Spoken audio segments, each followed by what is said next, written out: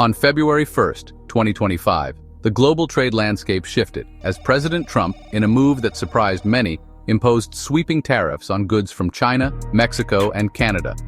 These tariffs, ranging from 10 to 25%, sent shockwaves through the global economy, signaling a new era of protectionism and raising fears of a full-blown trade war.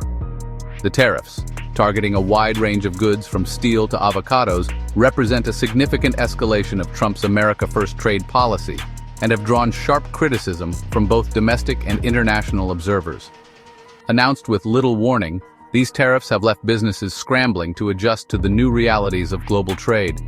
The sudden increase in import costs is expected to drive up prices for consumers, potentially slowing economic growth and fueling inflation. Moreover, the tariffs have strained relations with key allies, particularly Canada and Mexico, who have vowed to retaliate with tariffs of their own, setting the stage for a tit-for-tat trade war that could have far-reaching economic and geopolitical consequences. The Trump administration has defended the tariffs as necessary to protect American jobs and industries from unfair foreign competition.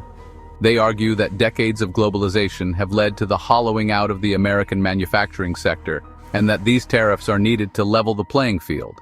However, critics argue that the tariffs are more likely to harm American businesses and consumers than they are to help them, pointing out that tariffs are essentially a tax on imports that will be passed on to consumers in the form of higher prices.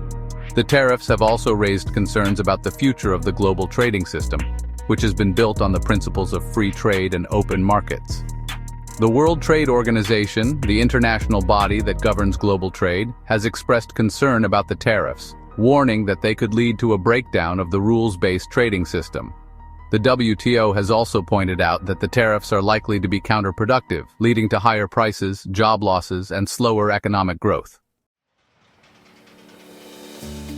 The Trump administration has offered a two-pronged justification for the recently imposed tariffs, citing both national security concerns and the need to address trade imbalances.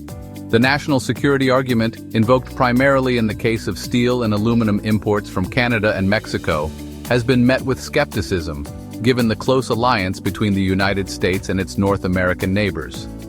Critics argue that the national security justification is a thinly veiled attempt to protect American industries from competition, even from trusted allies. They point out that Canada and Mexico are vital sources of steel and aluminum for the United States, and that imposing tariffs on these imports will only serve to harm American businesses and consumers. The trade imbalance argument, while carrying more weight in some circles, has also been subject to scrutiny. The Trump administration argues that the United States has been running large trade deficits with China, Mexico, and Canada for years, and that these deficits are evidence of unfair trade practices. However, economists point out that trade deficits are a complex issue, and that they are not necessarily a sign of unfair trade practices.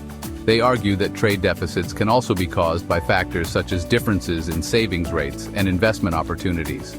Moreover, they note that tariffs are a blunt instrument that is unlikely to address the underlying causes of trade imbalances and may even exacerbate them by inviting retaliation. The tariffs imposed by the Trump administration target a wide range of goods from China, Mexico, and Canada, impacting a diverse array of industries and consumers. From agricultural products to manufactured goods, the tariffs have cast a wide net, raising prices and disrupting supply chains across the global economy. In the case of Mexico, the tariffs target key agricultural exports such as avocados, strawberries, raspberries, tomatoes, and beef, as well as products like beer and tequila. These tariffs are expected to drive up prices for American consumers, potentially impacting everything from Super Bowl guacamole to Cinco de Mayo celebrations. For Canada, the tariffs target key exports such as beef, pork, grains, potatoes, canola oil, lumber, oil, auto parts, cars, and light trucks. These tariffs are expected to have a significant impact on the Canadian economy, which is heavily reliant on trade with the United States. The tariffs on Canadian oil in particular are expected to have a significant impact on American consumers, potentially leading to higher gas prices. The tariffs on Chinese goods, while less targeted, are expected to impact a wide range of consumer goods, potentially leading to higher prices for everything from electronics to clothing. The tariffs have been met with resistance from businesses on both sides of the border, who argue that they will disrupt supply chains, increase costs, and harm consumers. The tariffs have also raised concerns about the potential for retaliation, which could further escalate the trade war and lead to even greater economic damage. When one nation enacts trade policies, the impact often ripples across borders. It's not just about tariffs and quotas. It's about the interconnectedness of global economies. A decision in one country can lead to shifts in market dynamics, affecting industries and consumers worldwide. In response to new trade barriers, nations often retaliate, imposing their own restrictions. This tit-for-tat strategy leads to realignment of trade partnerships.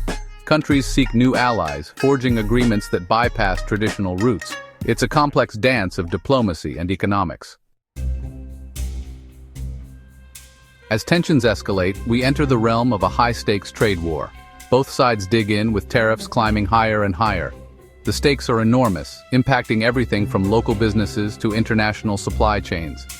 The question remains, who will blink first? Protectionism aims to shield domestic industries from foreign competition, but it comes with its own set of challenges. Higher prices for consumers, strained international relations, and potential economic isolation are just a few of the discontents that accompany protectionist policies.